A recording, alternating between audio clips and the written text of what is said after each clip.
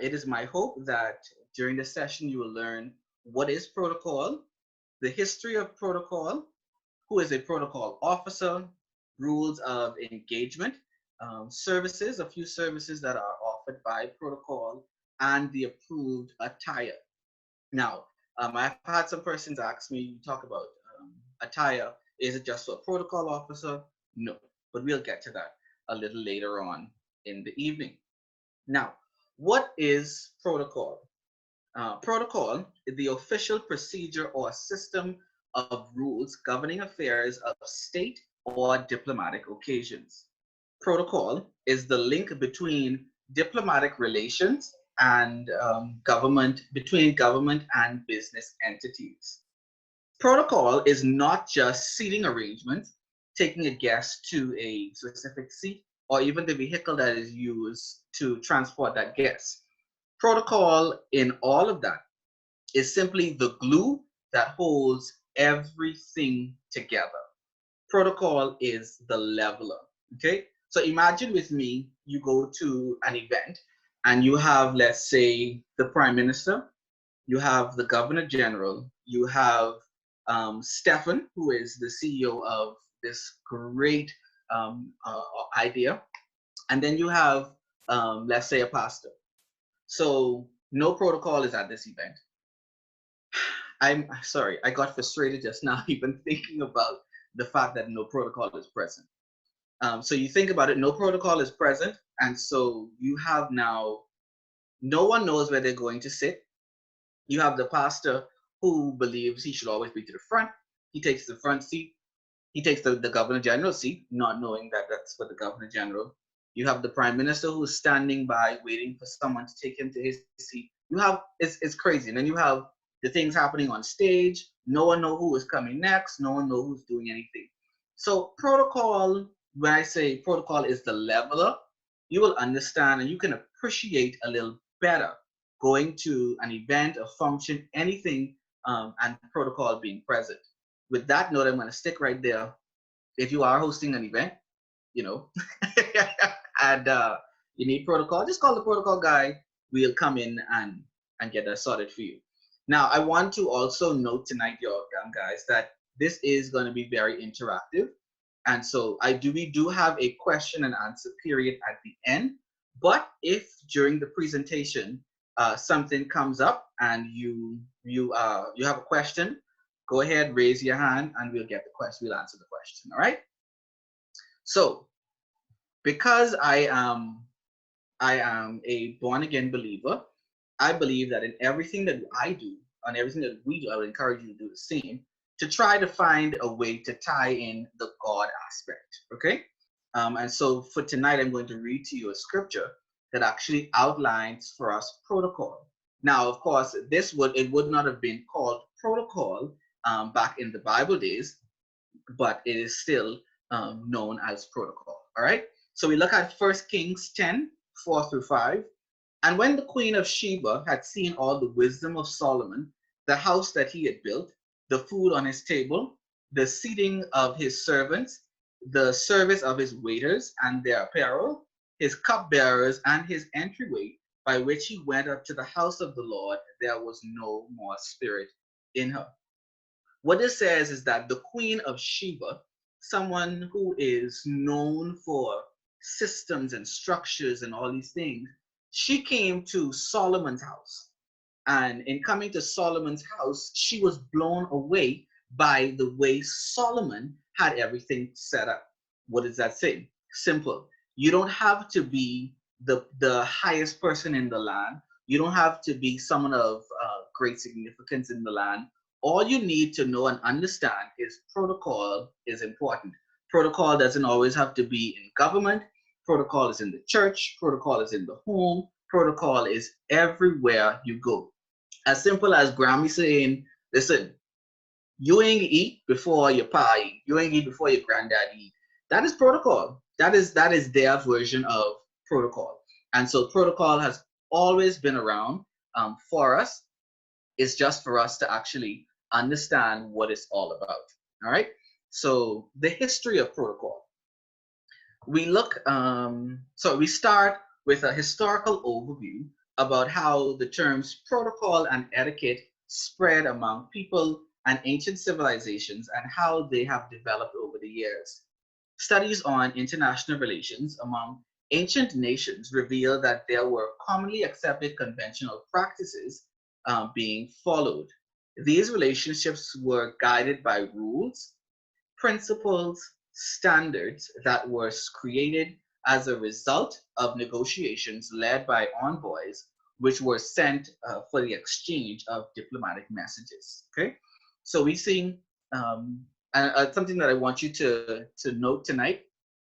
In 1961, between 1961 and 1963, that is when we really got a lot of the benefits of not just protocol officers, but of diplomats, persons who would have gone on to represent different countries, ambassadors, consul generals, all of these things. You would have gotten their various immunities, all of those things came about at the Vienna Convention in 1961 to 1963.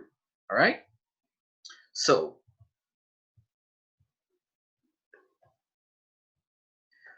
there are an entire an array of benefits that you will get from being a protocol officer, but there are some key elements that will be enhanced as you operate in protocol.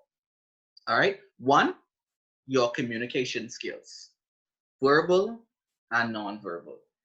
Understanding what to say, how to say it, when to say it. If you're like me, you're going to work with some people who will cause you to forget that Jesus died, and you're going to want to say some things to them. But, but, but, Grateful for Protocol is going to help you to understand that there are some things that you can't say, even though you want to say it in your head, but don't show it on your face. It's going to teach you negotiation skills. You're going to understand that everything won't go the way you want. Now, there are some times that you want everything or you need everything to go the way that you want, but it won't. I'll give you a story on this. Back in, I don't remember the year, but it was the year that, for those of us that would remember, when Dr. Miles Monroe, when he died, I would have been a part of the group that actually dealt with the funeral, both the memorial and the funeral. Let me tell y'all, listen to me and listen to me good, y'all. That was everything and everything. I didn't understand the power of prayer then, or before that, but I understood after that why it's important to pray so much. And that event caused us to pray so much. We had the actual morning of the funeral. We had everything set before we left that evening, the evening prior to the funeral. And the chief protocol officer for the office of the prime minister came and said, whatever you have set up is out the window. Great God Almighty. Nothing that we had in place made it. The funeral was less than an hour out of starting, but we had to make it work. Well, needless to say, he took on the role of chief protocol officer for the funeral, and we just rolled with his punches. So it also teaches you networking skills. There are going to be times that you meet people that matter, and then people that you probably would not want to see on this side of heaven anymore. Either way, you're going to meet those people, and it's going to help you. It's going to help you because you may need something. It is a whole list of whatever you may need, and because you are the protocol officer, the person in charge for that evening. Listen, the relationships that you will create, they are lifelong. And then conflict resolutions. You're going to have people who believe, I run the show, and it don't matter what anybody else say. It don't matter. It don't matter at all. And then you're going to have someone else who know they run this show. So you always have someone who think they run it and someone who run it. And so you're going to have to resolve that conflict, helping them to understand that, hey, yes, this is what you want to do. And I respect that, but at this point, that's not what it is. Okay. And so Those are the benefits: communication skills, verbal and nonverbal, negotiation skills, networking skills, and conflict resolution. There are a few guiding principles for protocol. And if you're making notes, you want to take note of this. It's the 3 C's. Courtesy. You are reminded to mind your manners. Mind your manners. Listen to me and listen to me good. If you are a rude protocol officer, if you are a rude person, people will not want to work with you. They will see you going down a slippery slope and they won't stop you. They will see you making a mistake and you are making a national mistake and they won't stop you, all because of your attitude. Remember, if there's nothing else you take from this presentation tonight, courtesy pays. All right? Common sense. That's the second C. The first C is courtesy. The second C is common sense. Trust your instinct. Listen, there are some times that everything will not be written down for you. Everything will not be there for you to say, this is what I must do if this happens. Trust your instinct. Be careful, but make it happen. I'll tell you this. Back in last year, July, I would have had the opportunity to work with the Global United Fellowship, which is led by Bishop Neil Ellis, which is my pastor. But we were working with him, and I was in a betwixt and between, really, because at that time I worked as a manager at the host hotel, and I also worked as a protocol officer with the fellowship. And so the day that he arrived, everything was all over the place, because we were getting ready to actually welcome delegates. And he got to the hotel, on the part of the hotel that I'm responsible for, and with his luggage, and he was actually headed to a meeting. So no one was able to get his bags to his room before he go to the meeting. And so because I was a part of the group that welcomed him, I took his bags to the room. Now, I did not communicate with his team that I had taken his bag to the room. Let's add some insult to injury. My phone died. My phone died, and he has to get ready now for a press conference. Don't know where the bags are. He followed the lead of some of his officers, and they said, let's just go to the room and we'll somehow get it sorted out. Got to the room, and there are the bags. The problem was there was no communication. Okay, so I told you 3 C's, but I'm going to add that 4th C in there: communication. Because when I got back to my phone and realized that I had life in the phone, when life was restored to the phone, I had calls from people I did not even knew my number. They were calling, where are the bags? And someone else called and said, we found the bags. But that, again, wasn't communicated. So communication is extremely important. Our final C is cooperation. You cannot do it on your own. It doesn't matter how simple it seems. It doesn't matter how much you feel like you can do it. You cannot do this on your own. You need the support of everyone who is around you. All right? So a protocol officer is a perfectionist, attentive to details, hands-on with everything. Even if you are the chief protocol for a particular event, you want to ensure that you know what's happening everywhere. You don't have to be involved in everything, but you need to know what's happening everywhere. All right? You are again, so you're hands-on with everything, and you keep this note in mind. There is a plan for everything, and when there isn't, you make it happen. Okay? So you have your plan A, B, C. If the 3 of them fail, you go to plan Z. Plan Z, no one ever thinks about plan Z, but you have a plan Z because you want to make sure that you have everything covered. Okay? If you do have any questions, again, please go ahead, unmute your mics, and we can get those questions. All right? Now, there are some things that, so a part of the protocol that I deal with I deal with diplomatic protocol, but the majority of my work is church protocol. Okay, and so I'm going to touch on just a little bit about that tonight. For those of you who are on the call that may be responsible for ushers, greeters, protocol officers at your various churches, you will understand or you could appreciate a little more this session. All right. So acceptable greetings, acceptable greetings, acceptable greetings.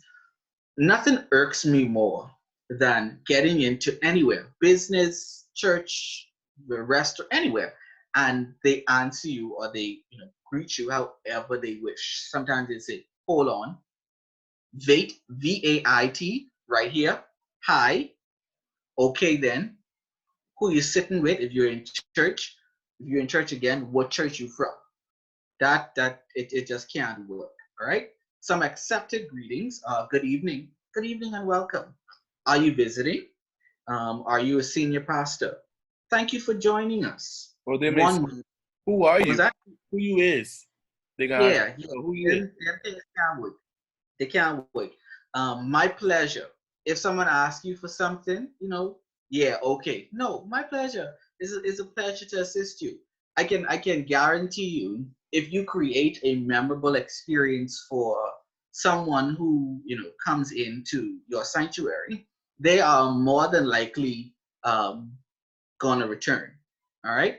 A side note for if there's a pastor, any pastors who may be watching, listen, people are going to want to return to a church on the first Sunday that the Prime Minister says, um, churches would reopen.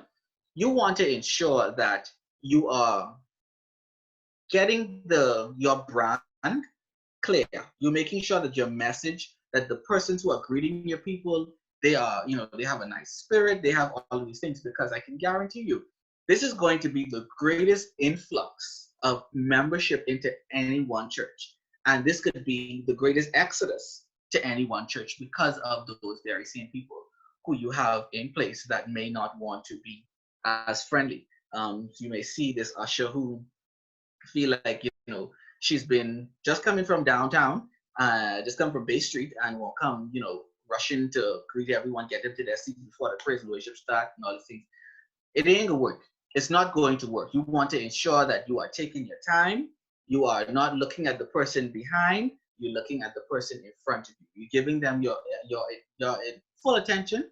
And I promise you, if you make them feel like, listen, nobody else in here matters tonight but you, they are more than likely going to return. I'm helping somebody, I hope.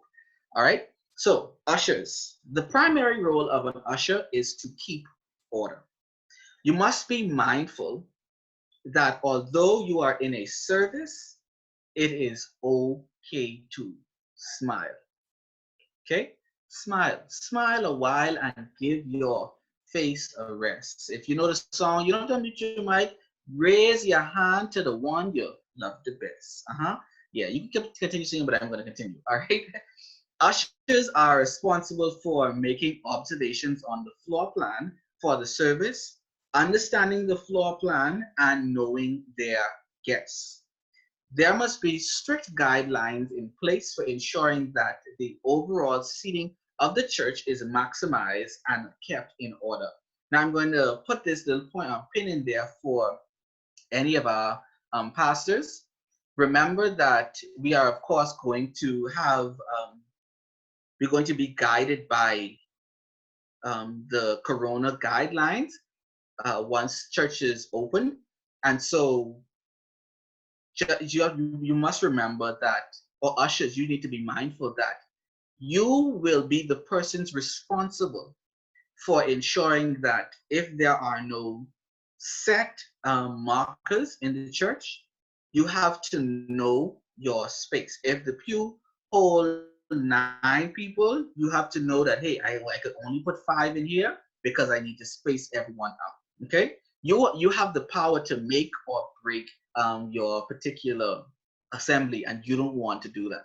You don't want that at any given time someone shows up from the Ministry of Health just to see what's going on in the church, and 15 people in the pew that will only hold 9, church closed. going back to lockdown.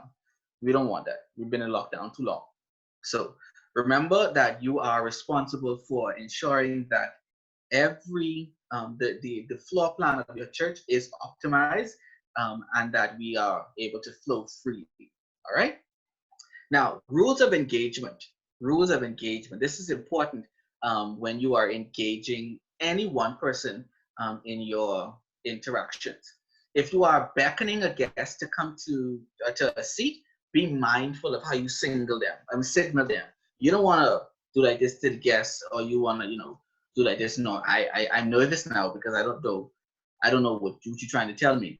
A simple hand gesture. I want to make sure you can see my hand. A simple hand gesture, signaling to the guests on where to come, and they will follow. All right. Never take a guest to a seat, to an area, before ensuring that the seat is available. Nothing looks worse than someone comes to you, who you're looking for a seat for, and you take them to the chair without knowing the chair is someone is there, but they're in the bathroom, or someone is there and they on the floor or somewhere, wherever. You don't want to be so caught up in not looking at your floor that you forget those things. All right.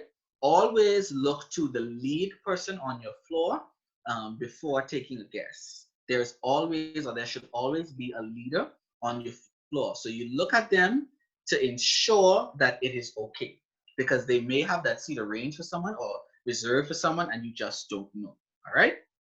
In the event of a noise disturbance, baby, someone shouting, someone, whatever, kindly approach the situation and lend yourself for assistance. You are there to keep order. Okay? Don't get it mixed up on what it is you're there for. You, as an usher, you offer yourself to keep order. Okay? If you are leading a guest to a seat, it is important to know their pace and that you don't leave them. That is self-explanatory. Walk according to your guests. The only time that you reach to hold a guest, or you go to touch a guest, is if they are elderly and in need of assistance. You have some elderly people who, I don't need you to help me. I good, baby. I good, sweetie. So if the elderly person says that they're good, just take them to their seat, okay? But if you can see that they do need help, please, by all means, go ahead and assist them, okay? Now, for protocol officers, this is something that I need you to please understand. You are not friends with your guest on no level. No level. You are never friends with the guest. It doesn't matter if your guest was just in your backyard yesterday, drinking, eating hot dog, eating weenie. It doesn't matter. You are not friends with your guest. In an official capacity, you are the protocol officer, and that is your guest. Okay? If after the event you decide to go back to being normal, then so be it. But at that event, you operate on the level of, I wanted to say, the Secret Service, okay? Or those that are the guards who are maybe in front of Buckingham Palace, or even those who work very closely with the Queen. You are on that same level, okay? You may not get paid like them, but you're on the same level. You must address each guest by their proper title, okay? Address them by their proper title. This is not the time to become friends with anyone or disturb them. Let me share another story with you. At the same event last year, July, there was a gospel artist that came, and I absolutely love her music. Love it. Well, um, the day before she arrived, my director of protocol said, "Hey, drop what you're doing, and we need you to go to the airport you're going to be assigned to her, and you will, make sure that for the duration of her stay, she is okay." Oh, Lord Jesus. Can I tell you, I was never so nervous. I was nervous and excited at the same time. So we got to pick her up, and I have my phone and I want to take a picture and I want to do all these things, but I can't. We got her into a room, took her to the sound check, took her to her space for the evening service, and then took her back to the car the following day to depart. And not one time, I asked her for a picture. Now, God knows it. I wanted that picture because I wanted to post on Facebook to say, look at me, but I didn't have that time to do so. If you have a visitor, again, this goes back to that same point. If you have a visitor that is known, this is not your opportunity for a photo. You don't want to make this individual feel as if, okay, I'm bombarded outside and I'm bombarded inside. You don't want that. You want to be able to be comfortable, at least whilst they're with you, because this is their downtime before they get before the masses. All right. Always remain professional. Professionalism is key. It doesn't matter where you are. It doesn't matter how big the event is. It doesn't matter what's happening. You must always be professional. All right. The primary role of a protocol officer is to ensure that there is a smooth transition between in the entire service, diplomatic event, any event that you are responsible for. You want to ensure that there's a smooth transition. Either it's with persons getting to their seat, it's with the stage management, it's with all of these things, because protocol is also a part of stage management. And so you want to ensure that all of these things for this event, if there's a lull, you know why there is that lull. It goes back to knowing everything about your event. You must be mindful that although it is a diplomatic event, although it is a high church service or it's a regular church service, it is okay to do what? Smile, show those teeth. Because, sometimes we feel like, I just gotta be mad and everything. No, it's okay to smile. They're not gonna fire you if you smile. They're gonna fire you if you mess up, but they're gonna fire you if you smile. Okay. A protocol officer must know their guests, where they are seated, who is expected, and what is happening at all times. At all times, you must know these things. The worst thing you can do is have the wife of a particular guest show up and you put the wife 9 seats behind your guest or his or her husband. Now, in the event that this is, but you would not really would have an event where the wife is not allowed to join the husband. Rarely. So you want to know who these people are. If there is a meeting before, the chief of protocol should have images of these persons who are expected if they are accessible, so you know who is coming, when, where, what time. Okay. You receive direct information from your direct report, again, your chief of protocol, your adjutant, who works very closely with the bishop, your associate pastor, or your bishop. You can get instructions from any of them at any given time, and guess what? You have to carry it out. I promise you. A protocol officer at no time should seem unprepared. You should never, ever want to seem unprepared. Any information that is expected to be shared should be done so in a timely manner. Don't come or don't expect information if the event starts at 3 and you come at 2:30. You're not going to know what's happening. You're going to be lost. You might as well just sit down and be a part of the general crowd, right?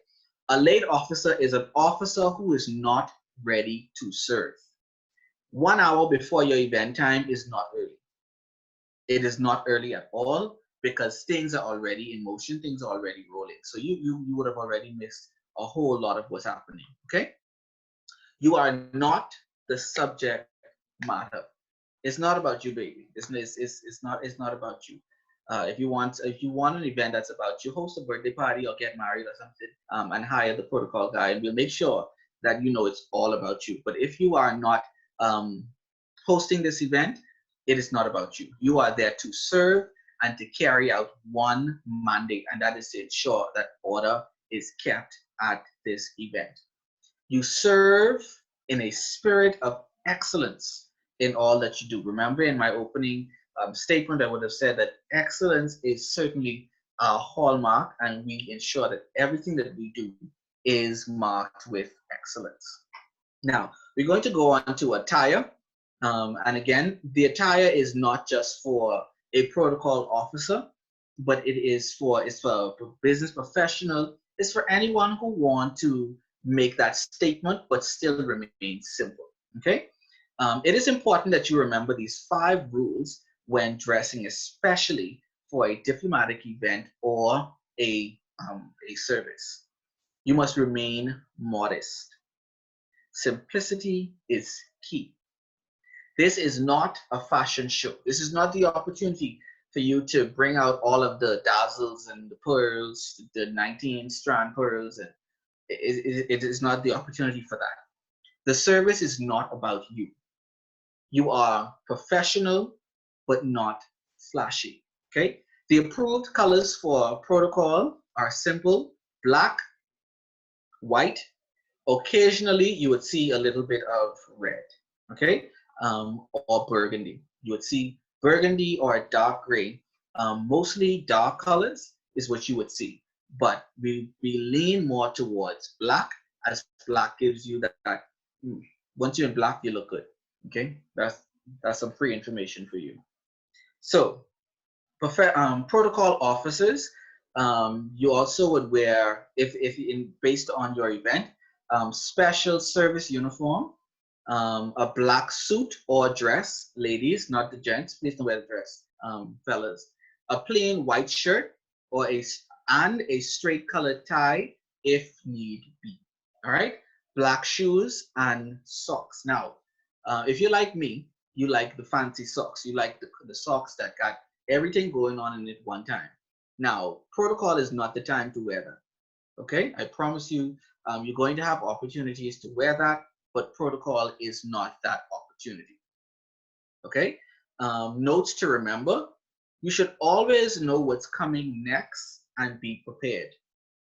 You should never, ever, ever have something happening at an event. Let's say you are at an award show. You should never want to know that an award is being presented and the person who is presenting the award is all the way in the back of the room. The award has not been pulled. Again, this all ties into knowing your floor, knowing your stage. So as a protocol officer, you must know both of them and work with the individuals who are responsible for these. Now, of course, you can't do it all on your own, so you can then appreciate the power of a team. You must know your guests and their needs. Know that if you have someone special who's speaking, a keynote speaker, a preacher, or whatever, you want to know that, okay, he does not like aqua pure water, he prefers blue. He does not like echo water, he prefers Fiji, whatever. You want to ensure that you have everything, create a checklist and ensure that everything on that checklist is ticked to ensure that you remember. Because if you're like me and you go according to your brain, you will forget, and you don't want that. Okay? Always remain focused. Remain focused. Always remain focused. Now, we love to have our phones in our hands simply because it's an easy way of communicating with everyone. But these can be a distraction because you are receiving information from whoever who's responsible for the evening, and then you see a post on Facebook and you forget what you're doing. And now they call in for you to bring the person up, and you're standing right there on Facebook. And now the whole event is a mess because you decided you're going to pick up your phone. So you must always be focused. Know the role of your team members and hold them accountable. You can't do everything on your own, and so you can appreciate the effort of a team. In appreciating the effort of your team, you want to ensure that you know what everyone is doing. Hold them accountable to it. All right. There's a quote that, again, I said you're not going to be long. Believe it or not, this is actually my last slide to you. There's a quote that I came across in doing my research, making sure that I give you good information. And the quote says, always treat people with courtesy. Pull out the red carpet for them. Because if you don't, at some point down the line, they will pull the rug from under you. Now, if you've ever seen anyone the rug pulled from under them, you know that's not a pretty sight. That fall is a hard fall. treat everyone. It doesn't matter who it is. It doesn't matter who is showing up at your event. Treat them with the utmost respect. Treat them with courtesy. Help them to understand that, listen, it's all about you, baby. It's all about you and nobody else matters. I guarantee you, if you do that, you will have the greatest outcome at your event. And so now I'm going to open up for anyone who would have questions for me.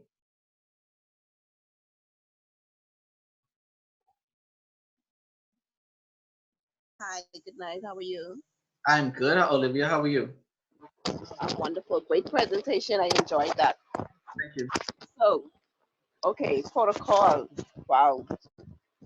So when you, okay, you have somebody, because like you use the ministry, which is a good thing for me personally, because that's a part of what I would do when it comes to ministry. Mm-hmm. And you're now escorting someone to their seat, right? And you're going to take the seat, but they don't want to sit there. They want to sit there. So what do you do in that aspect? Like sometimes, like you said, don't leave them. So you this person on you, you're thinking they're right behind you, but they stop and say, "Oh no, I don't want to sit there." Or then you have a pastor who would then come in, Mm-hmm. and you're supposed to see them to the front, but then he says, "Oh, he don't want to," even though that would be protocol for him to sit there or whatever. But how do you handle something like that? You want to, great question, Olivia. You want to be very mindful of ensuring that persons are comfortable. Okay. It doesn't matter who it is. If they say to you, I don't want to go to the front, respect that. Okay. Don't force them. Show them a seat that is, midway where you can be comfortable knowing that they are not to the front, but they are in a good seat, and somewhere where they would be comfortable. I would share this experience with you. I think it was in February. We had, at my church, we had a well-known pastor. I mean, he is humongous all around the world. Came in, and I was actually going to my car. I was leaving to go home, and I saw him pulling up. And I ran to my director of protocol and said, "Hey, he's in the parking lot, and we have to first notify the bishop that he is here, and all these things we have to do." And so no one was able to get to him as quickly. So I got to him, welcomed him as the protocol officer, and he says the first thing he said is, "Listen, I don't want anyone to know that I'm here. I just want to sit in the back. I've been all over the place, and I really just want an opportunity to enjoy the service." Well, we tried. I tried to, use that persuasiveness to try to get him to move, and it did not work. It did not work. He was adamant of him remaining to the back. And so you want to be careful that you don't cause someone to be upset because this is your agenda. You want them to be to the front. If they say to you, "I don't want to go up," then don't push it. Just seat them somewhere that is comfortable. Is that good, Olivia? Yes, sir. That is awesome. One more question before you leave. Sure. When it comes to, especially with ushering and dealing with kids, people with kids, you know that, like you said, you are basically in charge. That's your ministry. Mm-hmm. But then you're dealing with somebody that has kids, and the kids are like moving, right? Now we're in a society where persons get offended if you talk to their kids, and I don't think it even matters how you talk to them, because you might say, "Oh, hi, sweetie, go and sit down," but they don't. You know what I mean? So how do you handle that aspect of it when you have persons who would have kids, and now the kids are now misbehaving, and then or they're moving up and down, going to the bathroom, coming back from the bathroom, or whatever. So how do you deal with that issue? You want to, if you see a child that is a family with a child who is very active, you may want, I don't know if the church would have children's church, if they would have an area that you may want to designate for this child. Because it's all about making the opportunity or the service more enjoyable for everyone. Okay, And so you as the usher, you can create a little corner for that child. Say, here's some paper. Mute your mics, everyone, please. You want to say, here's some paper or something that would ensure that they're comfortable. But if the parent says that, no, I want my child with me, then maybe you can just have a little word with us. Say, we just noticed the child moving up and down a lot, and we want to, help them to be a little more comfortable. Because after a while, if the child has been in church for 19 hours, because Rev don't know, you don't remember to stop talking, then you're really going to have a fidgety child. And so you want to be mindful of that. Thank you. Certainly welcome. Do we have any other questions? I have one, Kasey. Sure. What about if you have a guest that feels that they came to the church as a protocol, and you're the protocol officer, and you let them know, well, okay, that particular area is not available. That is what they have reserved elsewhere. They persisted on sitting in that area. What do you do in that aspect? Okay, so I want to be sure I'm getting your question. You have a guest that's coming, and you have a section of the church that's reserved. Correct, Santonia? Correct, yes. But they feel that they want to, okay, I want to sit in that area, because some people, when they come, they want to sit up in the front. Whereas that area might be reserved for a visiting pastor, a singing choir, or other areas. What do you do in that procedure? So that's quite simple. You want to ensure that you are, if the left is full, utilize the right. Okay. Say to them, I understand that you want to sit to the front, and I have a front seat for you. However, it is not the seat that is on the left. I have a seat that's to the right for you. And if you would be okay, I will take you to that seat. Most times they would say, yeah, and just go ahead. Okay, thank you. Okay, thank you. Do we have any other questions?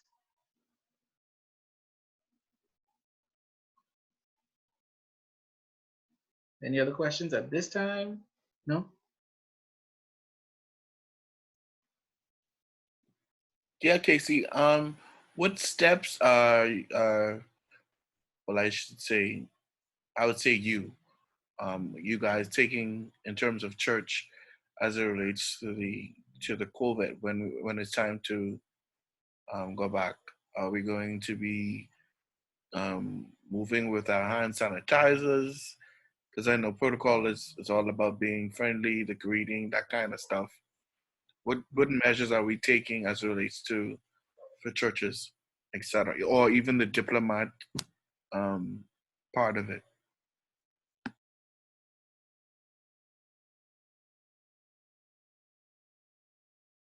Okay. So as a result of COVID, there are some guidelines or some observations that guidelines that we should observe. One of them would be the elimination of handshakes, the elimination of hugs, the elimination of getting so very close to the guest. Because in protocol, you would really be not on the guest, but in their space. Because you, the guest, and protocol. Sanitizers, you should always have a sanitizer on you. If you don't have it on you, you should have it close. Okay, it's going to be very, very important to ensure that anyone that's coming into not only the church's space but your space, you want to ensure that you are making sure that you're safe and they're safe, because a protocol officer isn't immune to COVID. You also can catch it, and so you want to make sure that you're doing everything that's humanly possible to eliminate or to at least reduce the risk of spreading. Now, I'm sure that you're going to have people who, I just can't go without a hug. I just can't go without shaking their hand. And so if you somehow with your body just display, I'm okay, you don't have to hug me, you can elbow or something of that sort, it makes it a little easier. But if you have someone who is quite who wants to ensure that they hug, then you're just going to have to say to them, unfortunately, we can't because of all of what's going on. Hopefully I was able to answer your question, Stefan.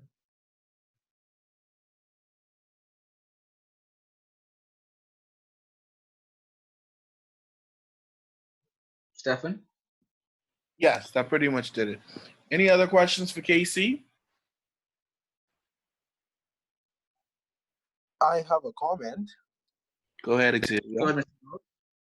Awesome. So, it as Casey was doing his presentation, it dawned on me that I had quite a bit of training, and I didn't realize it. Um, I had one of my first jobs was actually working for Bahama when they first opened, at their at the airport. I was an airport ambassador, and our job was great. Basically, we gassed, make sure check them in. There wasn't much checking in because the hotel was actually closed. We were actually redirecting them to other hotels. These are persons that didn't get the notice that the hotel was still closed, but they still came to see Bahama. But we went through this vigorous training. They called it Forbes training, where we were taught on basically everything we needed to know on how to handle guests. And it had to become very natural for us. Usually, when you see someone, you put out your hand and you shake them, or you do certain things. Those things were frowned upon at Bahama, because basically you never know what your guests may, if they would like you to actually touch them, and that's just how people are. When I started to hear what Kasey was talking about, I was like, wow, I actually went through this. I forgot that I had to play the protocol officer, or be the protocol officer, basically 9 to 5 every day. But it brought back some serious memories, and I realized how important the job was, and everything that a protocol officer does.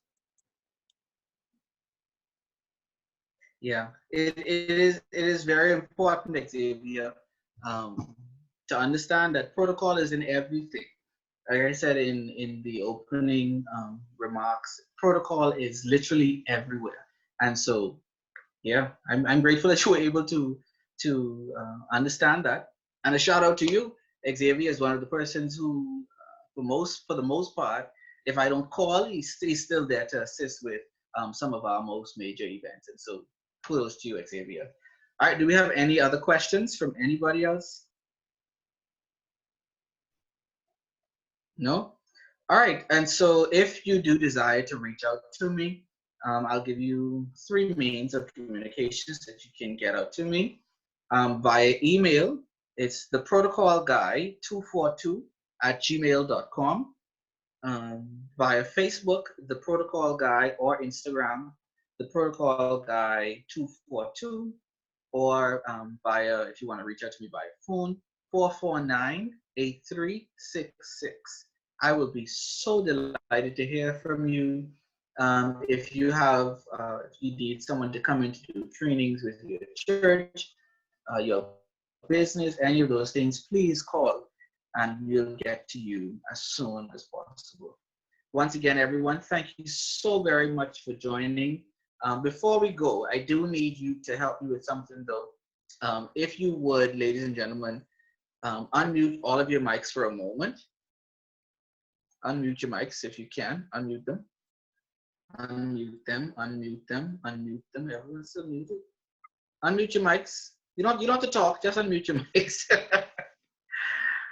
It is important in protocol that you remember to give honor to whom honor is due. And so I want you to give a rousing round of applause to the visionary behind the Bridge Masterclass, Mr. Stefan Sands. All right, count us, everyone. 1, 2, 3.